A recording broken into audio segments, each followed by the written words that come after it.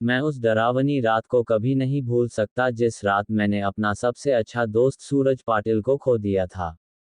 सूरज और मैं बचपन से ही एक दूसरे के साथ थे। सूरज मेरा दोस्त कम और भाई ज्यादा था। 10वीं कक्षा के बाद हम दोनों ने लातूर के एक प्रतिष्ठित कॉलेज में प्रवेश लिया।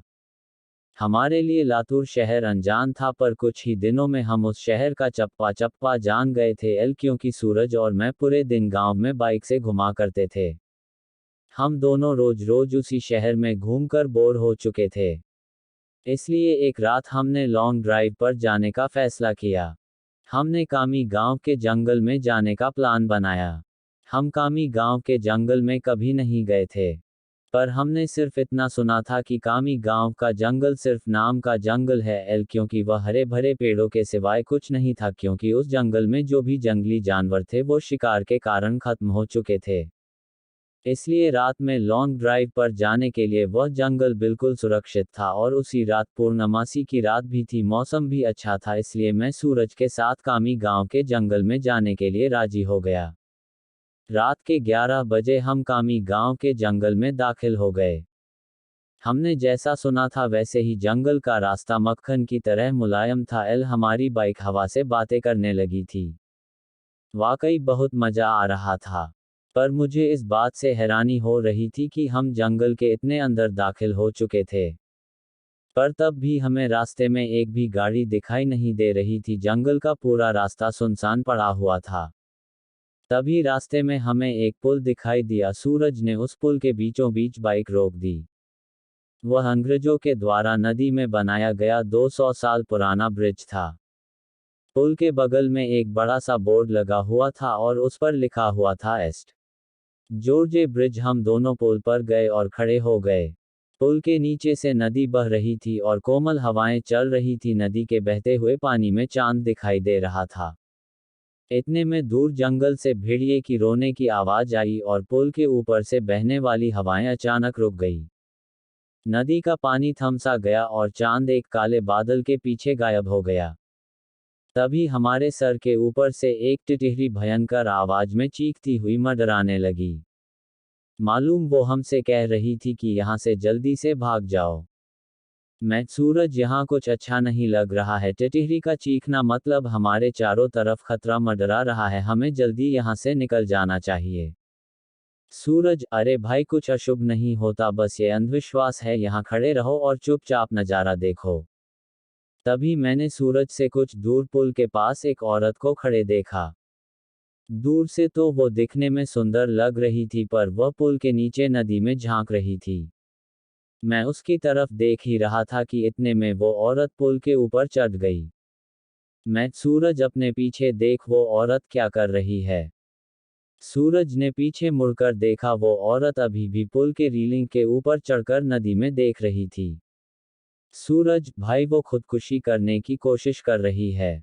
सूरज ने मुझसे कहा। खुदकुशी? ये शब्द सुनकर मेरे हाथ पैर कांपने लगे।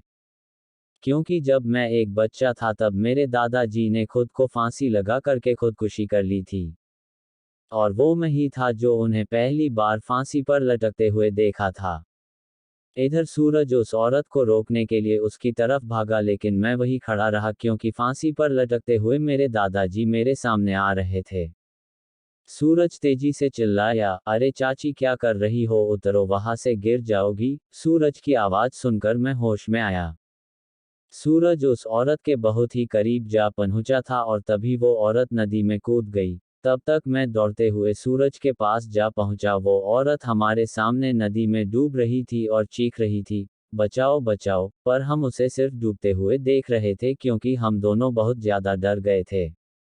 वो औरत मदद के लिए बुला रही थी। फिर तभी सूरज ने अपनी टी शर्ट उतारा और पुल के रीलिंग पर चढ़ गया। मैंने उसका हाथ पकड़कर उसे रोकने की बहुत कोशिश की, लेकिन वह नहीं माना। उसने मेरे हाथ से अपना हाथ छुड़ाकर उस लड़की को बचाने के लिए नदी में कूद गया।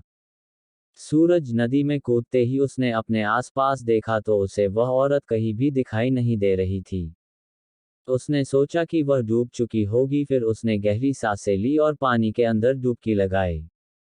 कुछ देर बाद वह पानी के ऊपर आया, लेकिन वह लड़की कहीं नहीं दिखाई दे रही थी।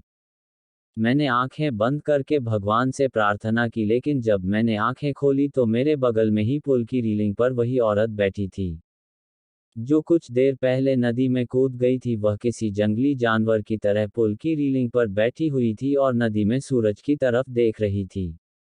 मैं मन ही मन सोच रहा था कि तभी मुझे लगा कि ये औरत नहीं बल्कि एक चुड़ैल है, और मैं डर के मारे कांपने लगा और जोर से चिल्लाया, सूरज। तभी वह चुड़ैल ने मेरे तरफ देखा और उसने जैसे ही देखा मैं सिर से पैर तक कांपने लगा।